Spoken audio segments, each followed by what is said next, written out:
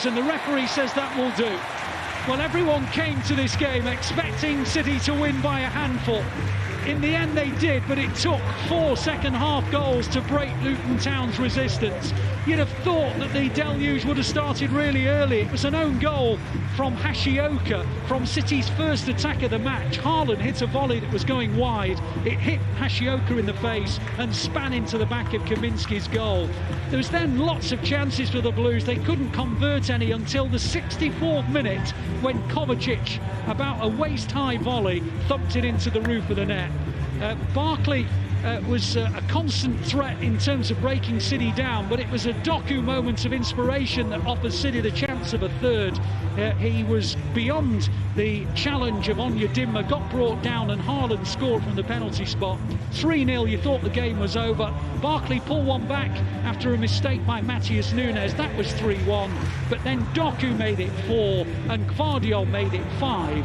And in the end, City have improved their goal difference by 4. They're top of the Premier League table by 2 points from Arsenal and Liverpool, who play tomorrow. The final score at the Etihad Stadium: City 5, Luton Town 1. Well, let's go back to the studio, where we're in the company of Brian Horton, Davy James and Ellen. Well, thank you, Ali. Well, so much to digest from that second half, and particularly the last 20 minutes or so. What a thrilling end to that game, particularly from that man who you can see on your screen, Jeremy Doku. Well, he just came alive, David, didn't he?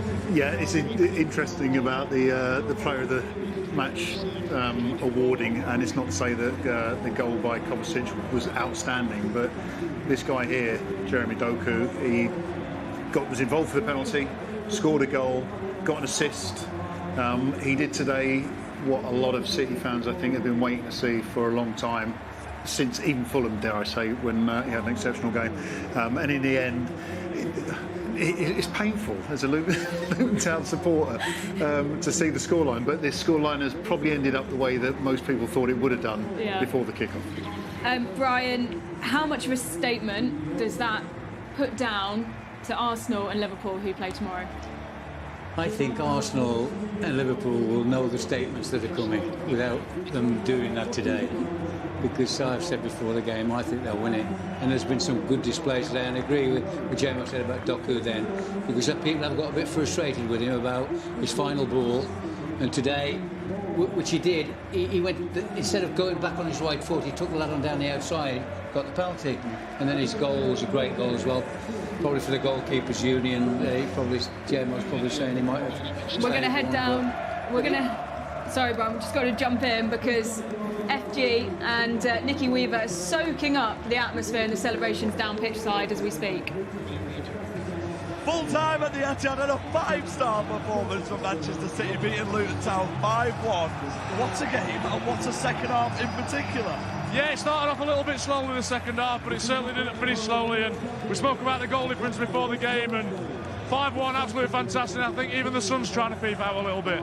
I mean, you are clutching a little bit with the sun, but we'll take it. Great start to the game. The goal very fortunate in some way, hitting the poor defender in the face and going into the back of the goal, but a good start for City.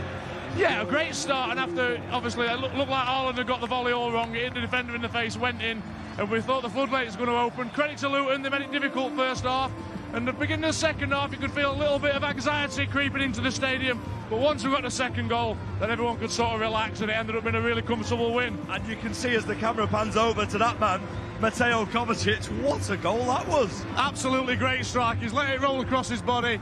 He's got his hip up, cut across the ball, and it's past the goalkeeper before he could react. And he's a fantastic player. We spoke about him before the game. He's had a fantastic afternoon, capped off with a great goal. A great goal indeed, and a nice goal for Erling Haaland from the penalty spot. But fantastic work from Jeremy Doku. Yeah, Jeremy Doku, it was a threat all afternoon, looked really lively. He worked it really well. He got the penalty, which Haaland converted, and obviously he went on to score a fantastic goal himself. The goal that he did score, wow, beating 2, 3, maybe 4 players on the way and just curling it into the bottom corner. Yeah, it got the space down that left-hand side. I think it was Guardiola that played him in. He's one-on-one with the defender. It mustn't be a pretty sight for a defender when he's one-on-one with you. He did really well, cut inside, got it on his right foot, and he's just kept it inside in the far corner. Fantastic goal. On that man as well, Rico Lewis, giving away another shirt like he does every single time Matchday Live is pitchside. Great performance from him as well. Yeah, absolutely. You know, he's so, I mean, when you look at his stature, he's only little, he's only young, but he certainly plays way mature than his years. And he's fantastic, especially when a young lad comes through, and he's really taking his chances getting at the moment. And the man who scored 2 goals in a week, Josko Gvardiol, who's on his way over. Does this man have a weak foot? Well, it doesn't look like it, does it? Obviously, he's predominantly left-footed, but he scored a fantastic goal at the Bernabeu in the week. He's done the same here to make it 5. Yeah, so he's not scored all season, and he's got 2 in a few days. 2 in a few days, both in the top corner, bottom corner. But aside from that, his overall game and his play is really important to the team as well. Yeah, he uses the ball really well. He's strong, first and foremost, as a defender. He likes to get forward. He goes about his business pretty quietly, and he's produced the goods this week, and another top performance from him. A top performance and an incredible atmosphere for a Saturday 3 o'clock at the Etihad. And next up is Real Madrid on Wednesday, under the lights. Looking forward to it? Absolutely, yeah. It's going to be a special night, obviously. Got a little bit of history with Real Madrid in recent seasons, so yeah, it was a pulsating game at the Bernabeu early on in the week, and hopefully City can come out on top on Wednesday. Let's hope so. Listen, brace yourselves, because this week is going to be a fantastic week for Manchester City Football Club. What a start to the Saturday, top of the league as it stands. Let's head back to the studio. Well, top of the league, as FG says, as things stand with Arsenal and Liverpool playing tomorrow. I just want to pick up on something you said, David. You know, you mentioned the atmosphere. That was something that you mentioned at half-time. Get another goal early on, get the Etihad absolutely bouncing. Do you think that helped? You know, when Kovacic scored, you could hear them up on their feet singing. Did that then help the flow of goals after that? I think, I don't want to, it's almost like a self-fulfilling prophecy, isn't it? There was noise, and we were talking, I mentioned it when we were watching the game, still at 1-0. All of a sudden you could start hearing the song. We were trying to work out which song it was, because it wasn't like everyone was joining it. But City scored soon after that. And I just think, going back to being as a player, you're out there to do your best. You've got all these people coming to watch. You want them to be part of what you're doing. And that little bit of change of atmosphere gets City the second goal, I think, possibly. But then once all of a sudden we're going to win this game, there's a bit of irony coming from Luton when they scored whatever. All of a sudden there's that atmosphere that makes the likes of Kovacic, the likes of Doku, everyone just step up a little bit, end up with a 5-1 score. My old manager used to say too, it's up to you to get the fans going, not them to get you going, you to get them going. And that's quite true, and exactly what he said there with Doku, because that's what they're waiting. But you know the interest. Sorry, I'll just cut you short. Only because it's Real Madrid in the week. Everyone talks about Real Madrid fans being the catalyst for Real Madrid performances. Because I've been there at the Bernabeu where they've been losing, the fans start getting up, and then the team start playing. And I think that both can work in any given time. And coming with Real Madrid coming here in the week, the fans are going to be so important. And there's no doubt the fans will be influential and very vocal. But I think, like what you're saying, is just when the game is expected to be the way it is, the players have to say, come on, we'll all do this together. And I think what we saw today was, in the end, Real Madrid will be seeing that result today. After conceding 4 last season, thinking we've got to go there on Wednesday night. I hope so, yeah. When they're scoring. But I'm sure they will, because it's a major game for them, isn't it? The City go and turn them over again. But like he says there, it's both, isn't it? Doku's come alive, Kovacic goal. Yeah. I mean, we all went, we all screamed. You know, it was great. Should we be saying that as a Luton fan? We're football fans. And City Brian. We're football fans. Yeah. Football fans as a whole, and I was just about to say that point, Kovacic, that goal, we'd mentioned, is it going to come from a corner? They'd had 9 corners in the first half. It was, whether it would be a case of drawing the Luton defenders back and trying to open up more space in the box, or whether it would come from a corner. And I think it was obviously, that short corner routine, but that's a goal that would make the Etihad sing. It does. It lifts everybody, doesn't it? It lifts the players, it lifts the crowd, and it was I like him, and when he plays with Rodri, they are a formidable pair in the centre of midfield there. He's a very, very good footballer. Nunes probably won't be happy with him because he gave the ball away for the goal. So he probably won't. But I think he's a good player as well for the future. He's coming. He's coming to Man City. He come from Wolves, and Wolves was my team as a kid, and they were the best team in the country then. And you come into a massive club where you think, oh gosh, stepping up to a different level here. You've played at the top level with top sides in England, and you know what it's like when you go in those dressing rooms. You go, wow, and it takes some time. More than 30 shots for Manchester City, just 4 for Luton, and they scored four great shots. Scored from one of them. You said before, David, that if it was going to come from somewhere in the midfield, it would come from Ross Barkley. Yes, another stat for you. All of Ross Barkley's goals have come inside the box, funnily enough. And I think he only had 1 shot today. It was sad thing is, in so many ways, it was such a lovely goal as well. I mean, yes, Núñez did give the ball away, but Ross Barkley picks it up, and there was a little moment where he does a step over. And for anyone watching who gets in this position when they're playing, when you do the step over, when you see the defender shift, you know it's worked. And Diaz just had a little shift to his left-hand side, which allowed Ross Barkley to come in and sweep in from that position. You wouldn't expect him to miss. The only blot, I would say, on Man City's copybook today was obviously the goal being conceded and the fact that it was them that gave the ball away. And like I said at half-time, that bit where you think this is too easy, what's that effect? Well, at 2-0, City were in total control, ease off just a little bit, Luton score a goal, all of a sudden it's a bit of a problem. But then scoring 2 after, instead of, they could have gone, well, we're ahead, we've still got that margin of 2.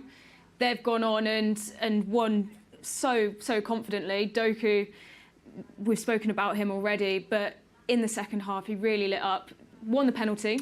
3-0, sorry, forgive me. Then 3-1. Yeah. So, of course, won the penalty, then 2 assists. Well, technically, was it 2 assists? I think that counts as an assist. If he gets the penalty, that counts as a goal. That's an assist. So winning the penalty, I'm looking over to my stats genius over there. Winning the penalty, scoring a goal, and then assisting in the final one. They didn't, they conceded, but then they were like, right, we're going to put this to bed considerably. Yeah, well, we were right it's right in front of us where Doku produced, got the penalty and everything. It's great. It's great to see him taking, but I love seeing players do that, take people on and be exciting football that they're playing, not being mundane 4-4-2 and score on a set piece. City are full of fantastic goals. I think it's a choice. I mean, again, we mentioned this at half, and I don't want to contradict myself from what I said at half time. The issue with Doku always is no one questions whether he can take players on. It's when he decides to do it. And what was happening in the first half, he was trying to do it with an already congested box. Yeah. When he drew the penalties, and even when he scored his goal, the pass into him, he was left 1v1 with space. That's what no defender wants inside the box, and that's what he wants going into the box. So it's the time that he gets those opportunities, and when he does it right, again, the penalty was lovely because we thought, I think everyone in the stadium, and obviously the Luton defender thought, he's going to go on his right foot and try and curl it.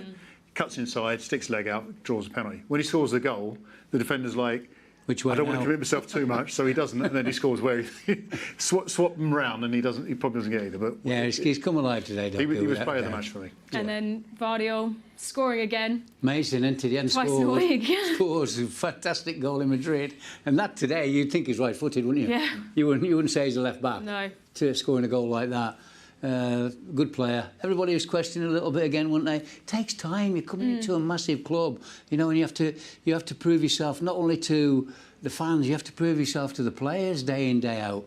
They're players. We were players, and you sign a new player for a lot of money. You think, what's he about, and how does he do it? And sometimes it doesn't work, does it? It's not always worked when you sign good players for big money, but today is exactly what Pep wants him to do. I spoke to Jeremy Doku yesterday, and he was saying that he wanted to show his celebration off more to the fans. He made it very clear that his goal-scoring tally is something that he wants to improve.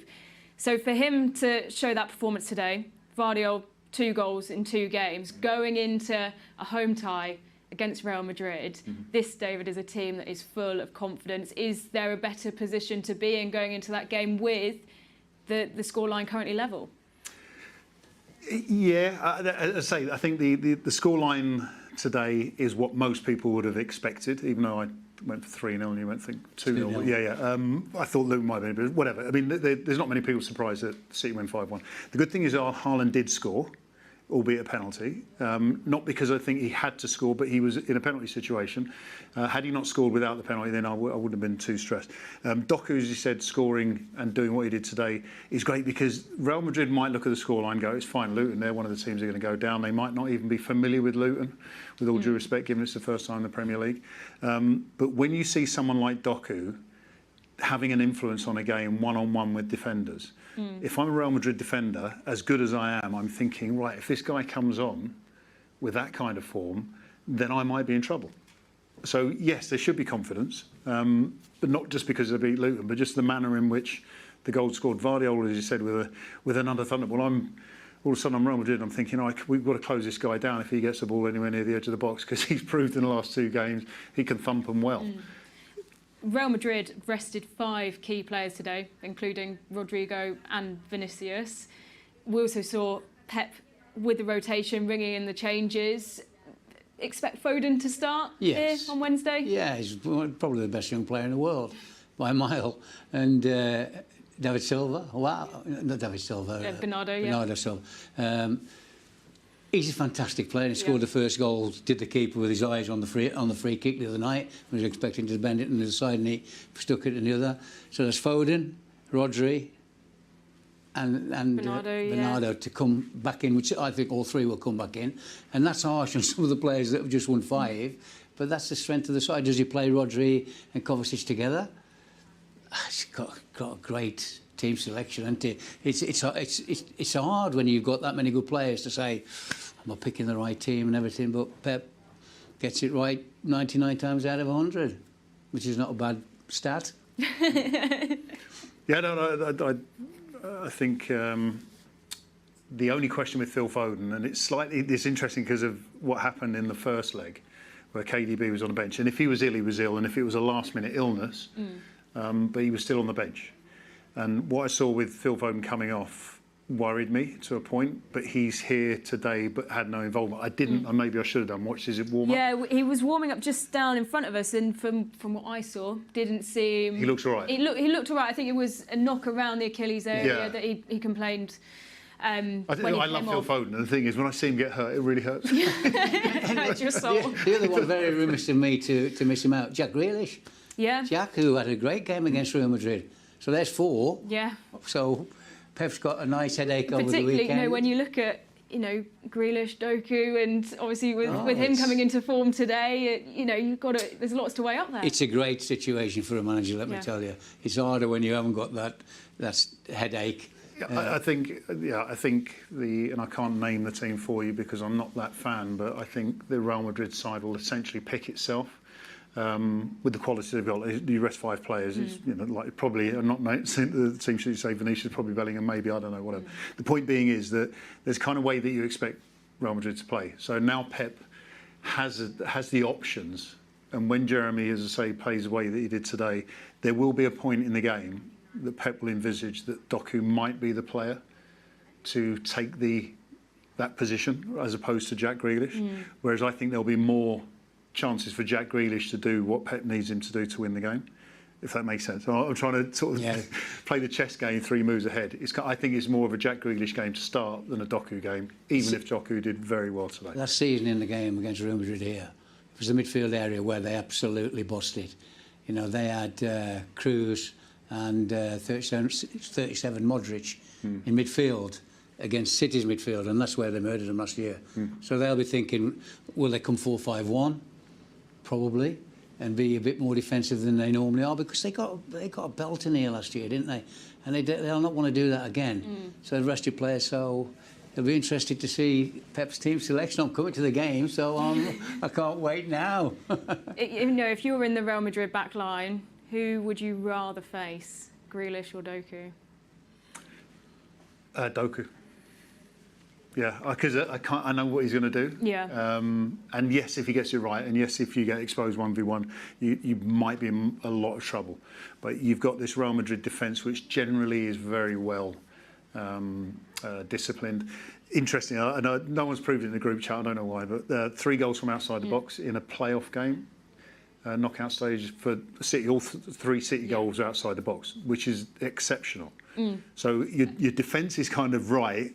except for these quality, and they were quality outside the box goals. It was the first time since 2013, so 11 years, that City have scored 3 from outside the box. In one game? In one game. Okay, and that's the thing. You kind of look at it defensively and go, well, actually, we, in a really bizarre way, we've done things kind of right, but we ended up with these quality goals. So, as I say, I don't think they're going to be too worried with if Doku was going to start, because you're not going to get exposed 1v1 as often, depending on scoreline.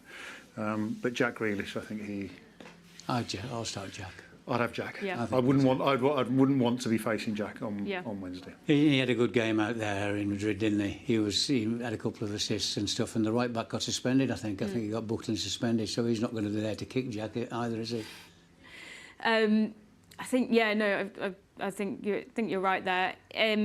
From a goalkeeping perspective, with Courtois not playing, do you think that changed things when it came to the goals conceded? Just 1, 2, maybe the first goal, the free kick. I mean, what I loved about the free kick, and it wasn't that the goalkeeper made a mistake. I think that there was only one person possibly in the whole stadium who thought they were going to shoot, and that was Bernardo Silva, because you're literally 2 minutes into the game, and it's like you're 2 minutes into the game, knockout at the Bernabeu against Real Madrid, and you're miles out, and everyone's set up for something else. And it was kind of like the quality to be able to go on and do the shot and the cheek of it. But Courtois, I think, would have gone, thanks very much, and sort of swallowed it up. The other 2 goals were just exceptional goals. So I wouldn't blame the goalkeeper Lunin for anything. Although, ironically, I was covering the game saying how good he was, and then 2 minutes in, Bernardo scores a free kick.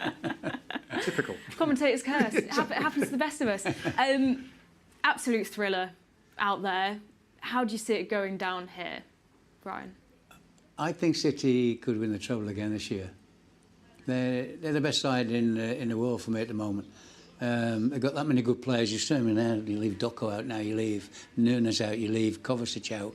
You know, it's mind blowing really, and I think they could win the treble again, and I'm sure the players are up for it. They've got that mentality. Rodri, who's not played today, I mean he's the pivotal player to the whole setup, isn't he? He's the older midfield player that controls everything. In fact, he didn't have a very good game against Real Madrid in the first half, and that's where he said he was tired. I've never seen him give the ball away so much as he did in the first half, and Pep would be going mad about that, by the way. But he's a special talent, and I'm pleased that he's rested him today, and you know they can still play like that without him. Nunes and Kovacic did well in the centre midfield. De Bruyne, he's got to play De Bruyne on in, Foden and Grealish and whoever he wants to bring in the team. He's got a great selection problem over the weekend. He'll enjoy the weekend. They've gone top till tomorrow maybe, but they've gone top tonight. He'll be having a cigar and maybe a little bit early on the cigar. First up with the players probably. I have a feeling he's probably got a laptop looking at Real Madrid set plays or formations. Not tonight. Not No, tonight, straight away. Not tonight, J-Mo. You don't win trebles by having cigars, and I wouldn't advise smoking for anyone. But yeah. Well, that loops us perfectly to how we started the show, with the differences between you two. Brian's backing Pep to have a cigar, and David is saying that he's there buried in his stats. Yes. Thank you both. It has been a really insightful afternoon spent in the company of you two. We've had a brilliant game as well, so thank you so much for joining us.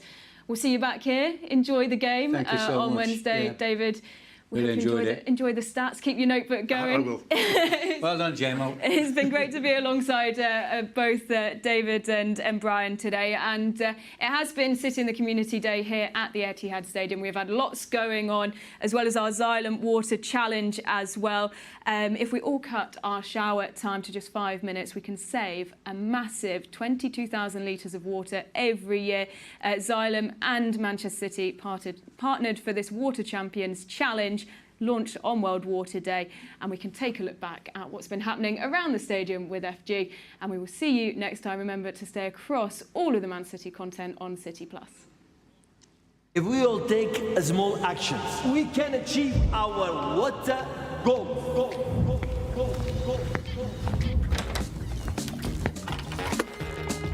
This is your daily reminder to take small actions, play your part, and be a water champion. Play your part. Choose reusable bottles.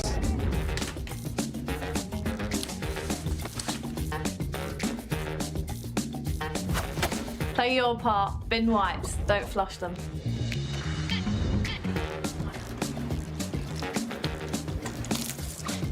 Play your part. Make use of every drop.